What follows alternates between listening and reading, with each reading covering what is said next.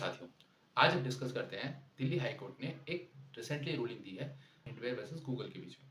इस केस में स्पेसिफिकली ये बताया गया है कि गूगल जो ट्रेडमार्क प्रोटेक्शन एक्ट है उसका वायलेशन कर रहा है। सबसे पहले आपको बता दूं कि गूगल की एक एडवर्टाइजमेंट पॉलिसी है। उस एडवर्टाइजमेंट पॉलिसी के अगेंस्ट गूगल जो मैक्सिमम सर्च कीवर्ड्स होते हैं उनकी ऑक्शनिंग करता है और उसको सेल करता है। इस केस में Hindware, Hindware for India, Hindware sanitary, इन सब वर्ड्स की ऑक्शनिंग करी गई और इन ऑक्शनिंग में जो सबसे बड़ी कंपनी थी जिन्होंने इसको बाई किया वो थी सेरा और गरोवा। ये बेसिकली टू कॉम्पिटिटर कंपनी थी हिंडवेयर की, जो सेम बिजनेस में थी जैसे वो हिंडवेयर के बिजनेस में थी। इस तरह से गूगल ने इससे अपना रेवेन्यू कमाया।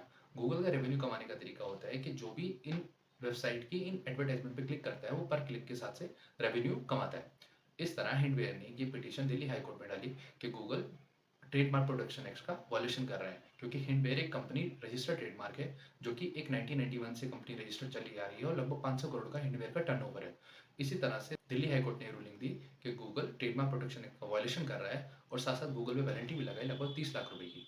इस केस को ऐसा देखा गया है कि जो आजकल global digital marketing versus trademark protection act का ये केस का एग्जांपल है। जो आजकल डिजिटल कंपनियां हैं वो डिजिटल स्पेस का कैसे वॉल्यूशन कर रही हैं, कुछ कंपनियां उनका स्पेस कवर करने की कोशिश कर रही हैं। धन्यवाद।